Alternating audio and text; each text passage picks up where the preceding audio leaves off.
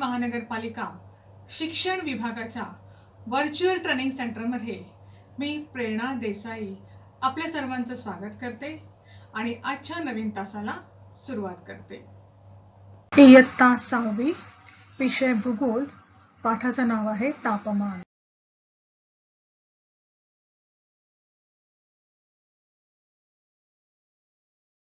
बालमित्रांनो, आपण आज एका प्रयोगाद्वारे बघणार आहोत की पृथ्वीवरील जमीन कशी तापते आणि तिच्या तापण्याचं प्रमाण पृथ्वीवर कसं आहे।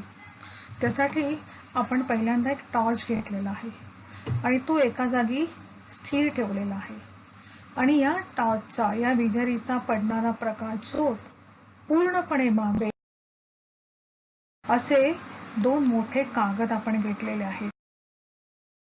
आता आपण काय केलेले आहेत, हे कागद त्या विजेरीशी त्यांना नावं दिलीत, अ कागद आणि ब कागद। त्यापैकी आता आपण अ कागद घेतले आणि तो असा ठेवलेला आहे की तो त्या बॅटरीशी 90 अंशाचा कोन करेल आणि मग त्याच्यावरती आपण विजेचा झोत सोडलेला आहे। आता हा जो प्रकाश झोत आहे त्याने व्यापलेली जागा आपण रेखांकित केलेली आहे।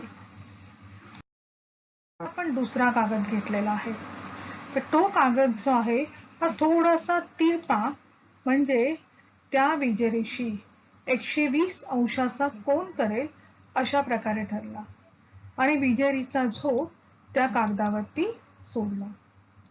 त्यानंतर प्रकाश झोताने जेवढी जागा व्यापलेली आहे तो व्यापलेला भाग पेन्सिलने रेखांकित केलेला आहे। आता तुमच्या समोर दोन्ही कागद आहेत, मग सांगा बघू कोणत्या कागदावर प्रकाश झोताने व्यापलेली जागा जास्त आहे। जो कागद बॅटरीशी 120 अंशाचा कोन होईल असा धरला होता तो कागद, म्हणजेच ब कागदावर प्रकाश झोताने जागा जास्त व्यापली आहे। कोणत्या कागदावर प्रकाश झोताने व्यापलेली जागा कमी आहे।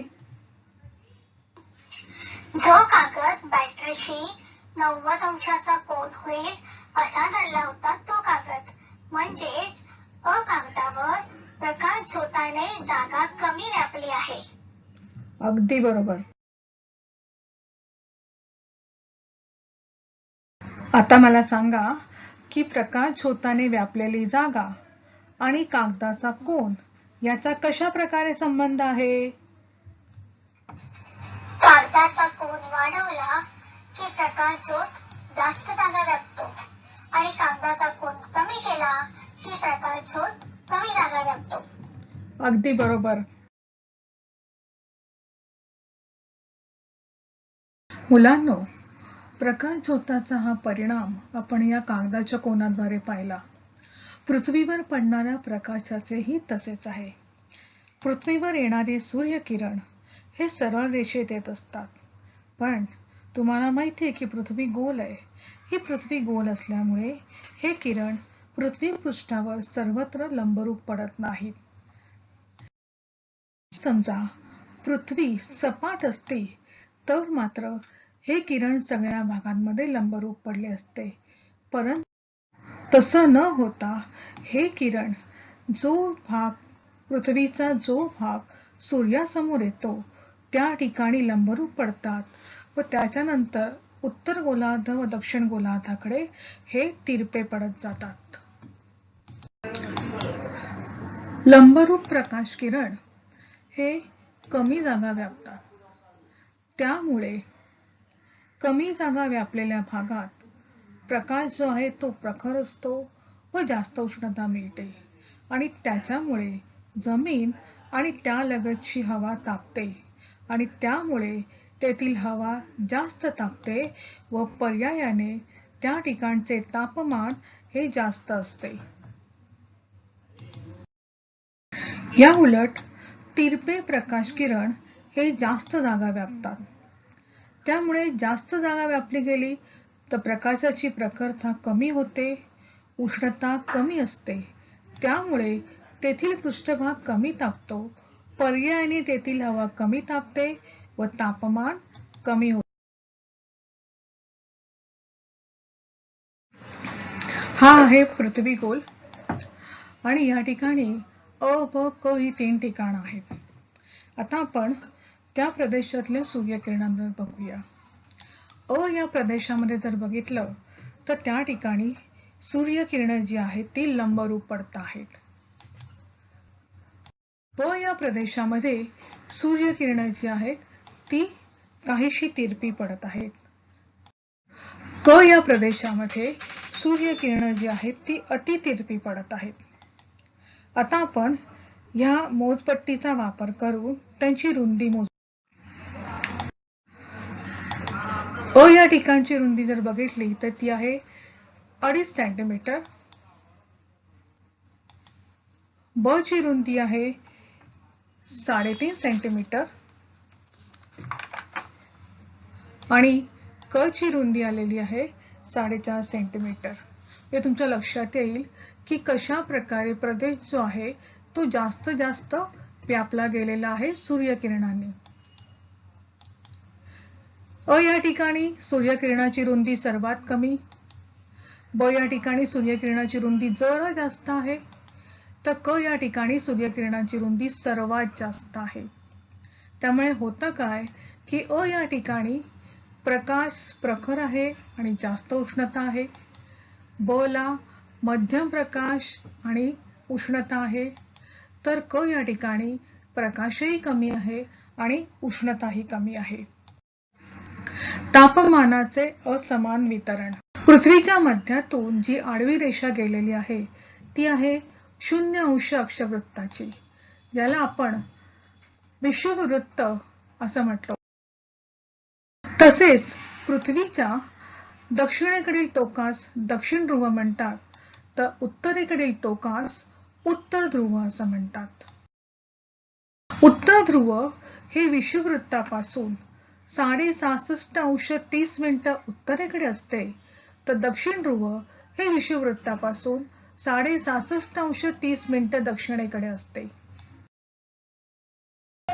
पृथ्वीवर येणारी सूर्यकिरणे ही सरळ रेषेत व एकमेकांना समांतर असतात, परंतु पृथ्वीच्या गोल आकारामुळे ही सूर्यकिरणे वेगवेगळ्या ठिकाणी कमी जास्त जागा व्यापतात आणि त्यामुळेच पृथ्वीला सूर्यापासून मिळणाऱ्या उष्णतेचे वितरण जे आहे त्याच्या असमानता येते. म्हणूनच विषुववृत्तापासून उत्तर व दक्षिण ध्रुवाकडे जसं जाऊ तसं आपल्याला तापमानामध्ये फरक आढळतो. या गोष्टीमुळे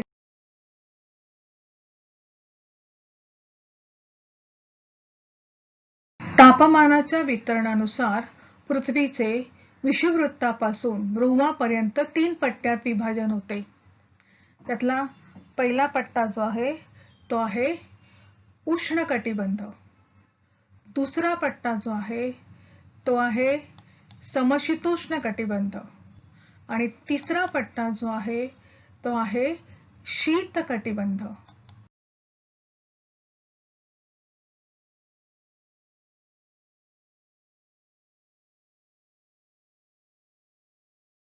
विषुववृत्तापासून 23°30 उत्तर ते 23°30 दक्षिण हा जो पट्टा आहे तो आहे उष्णकटिबंध आणि या ठिकाणी सूर्यकिरण जे आहे ते लंबरूप पडतात.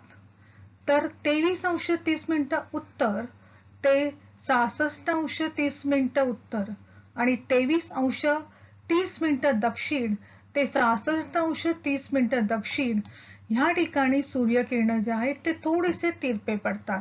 त्यामुळे हा पट्टा जो आहे तो आहे समशीतोष्ण कटिबंध. 66°30 उत्तर ते 90° उत्तर, त्याचप्रमाणे 66°30 दक्षिण ते 90° दक्षिण या ठिकाणी सूर्याची किरणं जी आहेत ती अतिशय तिरपी पडतात. त्यामुळे तो भाग जो आहे तो आहे शीत कटिबंध. एखाद्या प्रदेशाचे हवामान समजण्यासाठी रेखावृत्तीय विस्तारापेक्षा अक्षवृत्तीय विस्तार हा अधिक उपयोगी असतो, कारण एकाच रेखावृत्तावर असलेले ठिकाण जर विषुववृत्ताजवळ असेल तर त्या ठिकाणचं तापमान हे जास्त असतं आणि त्याच रेखावृत्तावर असलेले एखादे ठिकाण जर विषुववृत्तापासून लांब असेल तर त्या ठिकाणचं हवामान थंड असतं. उदाहरणार्थ बघा माली. आता माली हे ठिकाण जे आहे ते 0° रेखावृत्तावर आहे, परंतु ते विषुववृत्ताच्या जवळ आहे, त्यामुळे तेथलं तापमान जे आहे ते अतिशय जास्त आहे. तर इंग्लंड हे सुद्धा 0 रेखावृत्तावर आहे, पण त्या ठिकाणचं तापमान थंड आहे.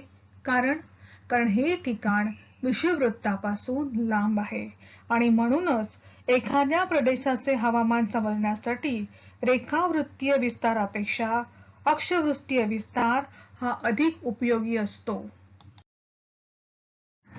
मुलांनो, आता आपण पाहिलं की अक्षवृत्ताच्या स्थानामुळे पृथ्वीवरील तापमान असमान असते, पण या घटकाशिवाय इतरही अनेक घटक आहेत जे तापमानावर परिणाम करत असतात, परंतु ते त्या प्रदेशापुरतेच मर्यादित असतात. पहिला घटक म्हणजे समुद्र सान्निध्य. तुम्हाला माहिती आहे की जमिनीच्या तुलनेत पाणी उशिरा तापते आणि उशिरा थंड होते. त्यामुळे समुद्रकिनारी भागात खंडांतर्गत भागापेक्षा हवेचं तापमान दिवसा कमी तर रात्री जास्त असते.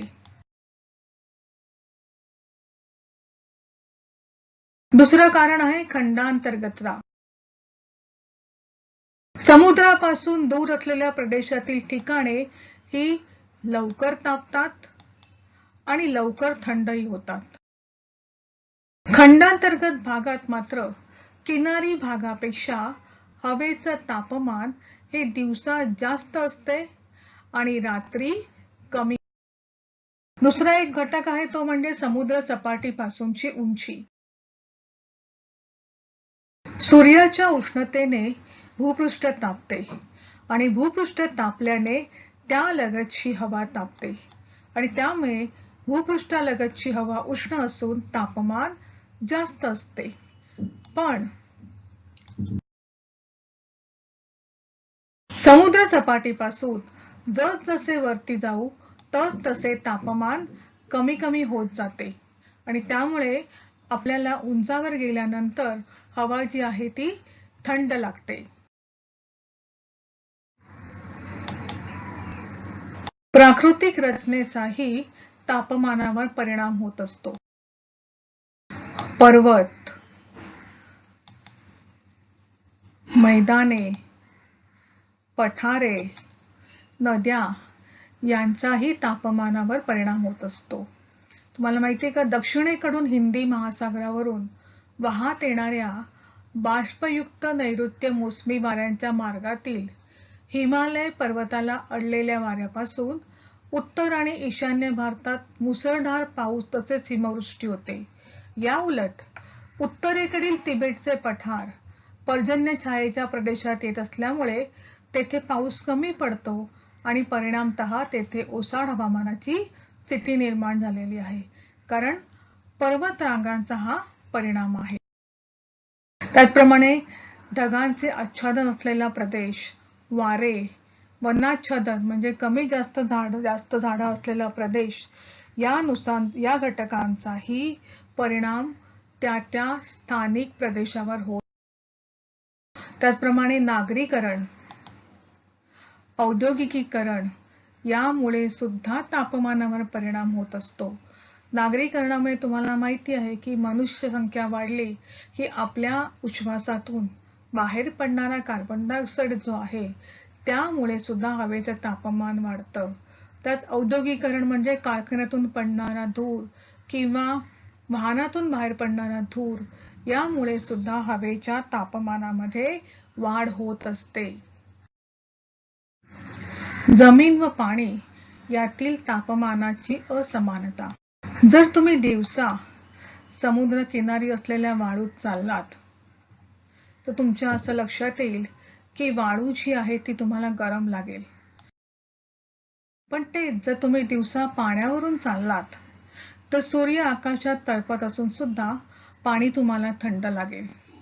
पण हीच क्रिया जर तुम्ही रात्री केलीत रात्री जर तुम्ही जमिनीवरून चाललात किंवा त्या वाळूतून चाललात तर तुम्हाला पायाला वाळू थंड लागेल. जर पाण्यावरून चाललात तर काय होईल? पाणी जे आहे ते पाणी उबदार लागेल.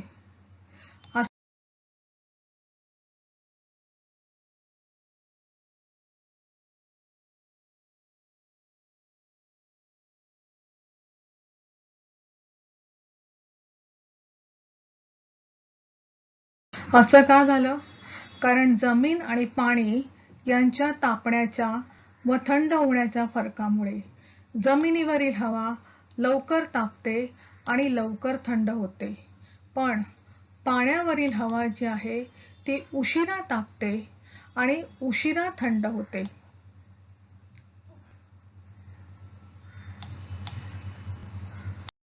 समुद्रकिनारी भागात समुद्राचे पाणी तापल्यामुळे पाण्याचे बाष्पीभवन होते व पाण्याची वाफ आहे ती हवेतील तापमान साठवू शकते आणि त्यामुळे या भागातील हवा आर्द्र व उबदार राहते, म्हणजे दमट आणि गरम. त्या ठिकाणी याच्या उलट परिस्थिती जमिनीवरील भागात असते. त्या ठिकाणी बाष्प नसल्याने हवा कोरडी असते आणि त्यामुळे तापमानातील फरक हे तीव्रतेने म्हणजेच वेगाने होतात. मुलांनो, आपल्याला नेहमी असे वाटते की सूर्यकिरणामुळे हवा तापते आणि गरम हवेमुळे जमीन व पाणी तापते, पण प्रत्यक्षात मात्र जमीन व पाणी सूर्यकिरणामुळे प्रथम तापते. त्यानंतर जमीन व पाणी यांनी शोषलेली उष्णता वातावरणात उत्सर्जित होते. त्यामुळे भूपृष्ठालगतचा हवेचा थर वरच्या दिशेने तापत जातो आणि म्हणूनच पृष्ठभागालगत हवा जास्त गरम असते व पृष्ठभागापासून जसे जसे वर जावे तसतसे हवेच्या तापमानात घट होत जाते. त्यामुळे समुद्र सपाटीला असणारे तापमान हे पर्वतीय भागात कमी झालेले आढळते. एखाद्या दिवसाचे विशिष्ट ठिकाणचे दिवसभरातील कमीत कमी तापमान म्हणजे किमान तापमान होय. तर एखाद्या विशिष्ट दिवसाचे विशिष्ट ठिकाणचे दिवसभरातील जास्तीत जास्त तापमान म्हणजे कमाल तापमान होय. एकाच दिवसाचे सर्वात जास्त तापमान व सर्वात कमी तापमान यातील फरक म्हणजे त्या दिवसाची तापमान कक्षा होय.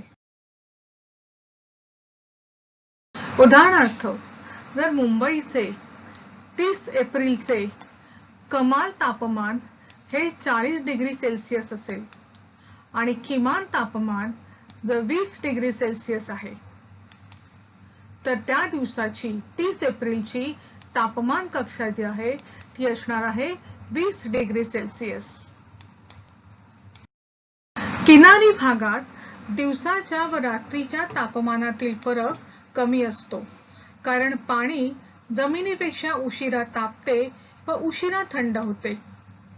कमाल व किमान तापमानात त्यामुळे जास्त फरक जाणवत नाही, पण खंडांतर्गत भागात यामध्ये खूप फरक जाणवतो.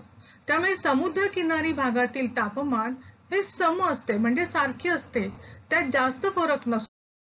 खंडांतर्गत भागात मात्र तापमानातील हा फरक जास्त असतो आणि म्हणूनच मुंबईचे हवामान सम आहे, कारण मुंबईच्या शेजारीच समुद्र किनारा आहे. तर नागपूरचे हवामान विषम आहे, कारण नागपूरच्या बाजूला समुद्र नाही, तो जो भाग आहे तो जमिनीने व्यापलेला आहे.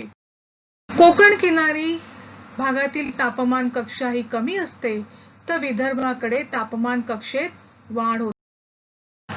तुम्ही सातारा जिल्ह्यात माण या ठिकाणी राहता आणि तुमची आजी सिंधुदुर्ग जिल्ह्यामध्ये वेंगुर्ले येथे राहते. दिवाळीत नेहमी तुम्ही वेंगुर्ल्याला जाता, कारण तिथला समुद्रकिनारा तुम्हाला खूप आवडतो, तिथली उबदार हवा तुम्हाला आवडते. पण यावेळेस मात्र तुमची आजी जी आहे तिला दम्याचा विकार झालेला आहे. मग तुम्ही काय कराल?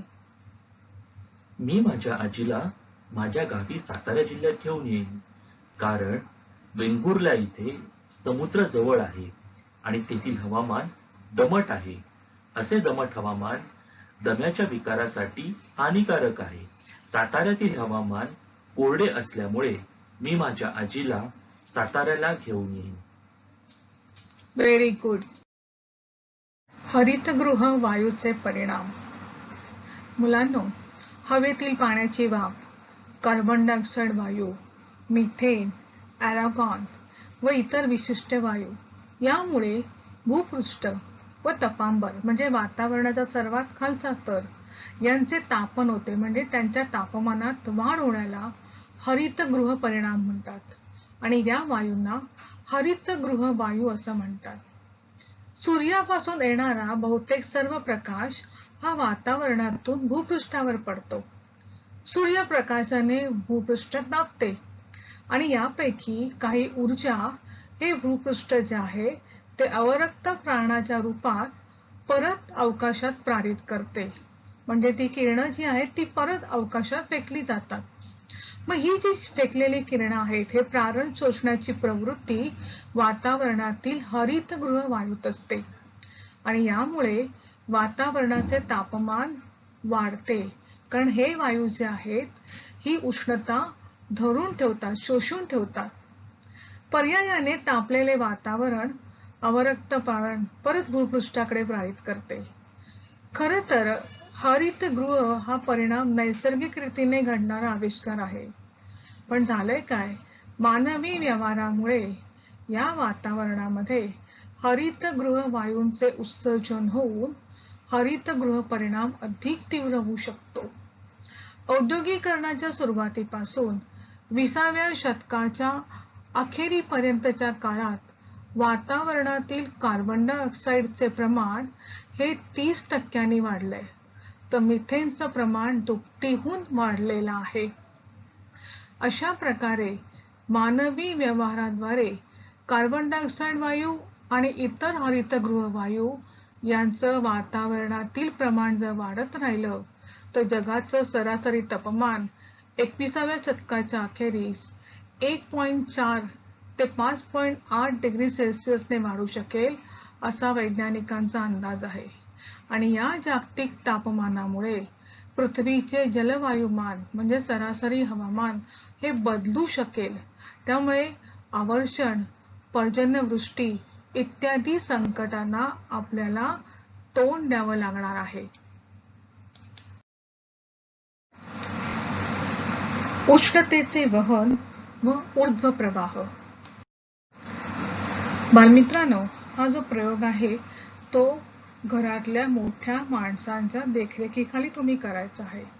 काय करायचं आहे, एका गॅसवरती पाण्याचं भांडं भरून ठेवायचं आहे आणि त्या पाण्यात तापत ठेवलेल्या पाण्यात 4-5 प्लास्टिकची बटणं टाकायची आहेत आणि त्या बटणांची हालचाल कशा प्रकारे होते ते पाहायचंय. बघा काय होतंय, पाणी तापल्यावर ते प्रसरण पावते, त्यामुळे तळाकडील जास्त गरम पाणी वर येते आणि त्याचबरोबर ती बटणे सुद्धा पाण्याच्या पृष्ठभागावर येतात. त्या मानाने वरचे पाणी थंड असते, ते तळाशी जाऊ लागते, त्याबरोबर ती बटणे देखील खाली जात असतात आणि ही क्रिया सतत होऊ लागते. मग तुमच्या असं लक्षात येईल की तापल्यामुळे पाण्यात ऊर्ध्वगामी प्रवाह निर्माण होतात. बघा,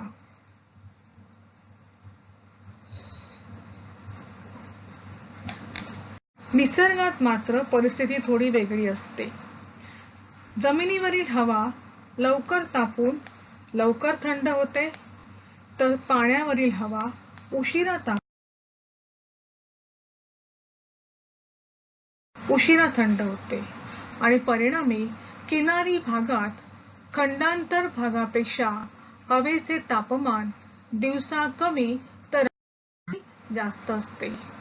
तापमानातील फरकामुळे महासागरांमध्ये पाण्याचे ऊर्ध्वगामी तसेच क्षितिज समांतर प्रवाह निर्माण होतात. क्षितिज समांतर प्रवाह हे तापमानातील फरकाप्रमाणेच पाण्याच्या घनतेत झालेला बदल व वारे यामुळे निर्माण होतात. बघा, हे सागरी प्रवाह जे आहेत ते विषुववृत्त ते ध्रुवीय प्रदेश आणि ध्रुवीय प्रदेश ते विषुववृत्त असे वाहतात. सागरी प्रवाह ज्यावेळी शीत कटिबंधाकडून सागरी प्रवाह ज्या वेळेस शीत कटिबंधाकडून उष्ण कटिबंधाकडे येतो त्यावेळेस उष्ण कटिबंधातील किनारपट्टीचे तापमान कमी होते. या उलट सागरी प्रवाह जेव्हा उष्ण कटिबंधाकडून शीत कटिबंधाकडे जातात तेव्हा शीत कटिबंधातील किनारपट्टीचे तापमान वाढते. मित्रांनो, या सागरी प्रवाहांची नावे काय, त्यांचे परिणाम कोणते आहेत, या सगळ्याची माहिती आपण पुढील व्हिडिओमध्ये घेणार आहोत. पण जाता जाता मी तुम्हाला एक छोटंसं काम देणार आहे. या ठिकाणी तुम्हाला एक तक्ता दिलेला आहे. त्या तक्त्यामध्ये सप्टेंबर महिना दिलेला आहे आणि काही ठिकाणं दिलेली आहेत. त्या ठिकाणांचं कमाल तापमान, किमान तापमान आणि तापमान कक्षा ही दाखवलेली आहे. उदाहरणार्थ इथे बघायचं तर बघा, मुंबईमध्ये कमाल तापमान आहे 31 डिग्री सेल्सिअस तर किमान तापमान आहे 25 डिग्री सेल्सिअस आणि तापमान कक्षा आहे 6 अंश डिग्री सेल्सिअस. नागपूरमध्ये कमाल तापमान 32 डिग्री सेल्सिअस आहे, किमान तापमान 23 डिग्री सेल्सिअस आहे आणि तापमान कक्षा आलेली आहे 9 डिग्री सेल्सिअस. श्रीनगरमध्ये कमाल तापमान 28 डिग्री सेल्सिअस आहे, किमान तापमान 13 डिग्री सेल्सिअस आहे आणि तापमान कक्षा आहे 15 डिग्री सेल्सिअस. या तिन्ही ठिकाणचं सप्टेंबर महिन्यातलं हे तापमान आहे. पण तापमान कक्षा बघितलीत तर मुंबईची तापमान कक्षा कमी आहे, नागपूरची थोडी जास्त आहे, तर श्रीनगरची खूपच जास्त आहे. मग ही तापमान कक्षेतला हा फरक असण्याचं कारण काय हे तुम्हाला शोधायचं आहे आणि ते कारण या व्हिडिओमध्ये आपण अभ्यासलेलं आहे. तर पुन्हा हा व्हिडिओ बघून तुम्ही हे कारण शोधून ठेवायचं आहे. बालमित्रांनो, हा व्हिडिओ तुम्हाला नक्कीच आवडला असणार. यासारखे अनेक छान छान व्हिडिओ आहेत जे तुमच्या अभ्यासक्रमावर आधारित आहेत. पण ते पाहण्यासाठी आमच्या चॅनलला सबस्क्राईब करायला विसरू नका. धन्यवाद.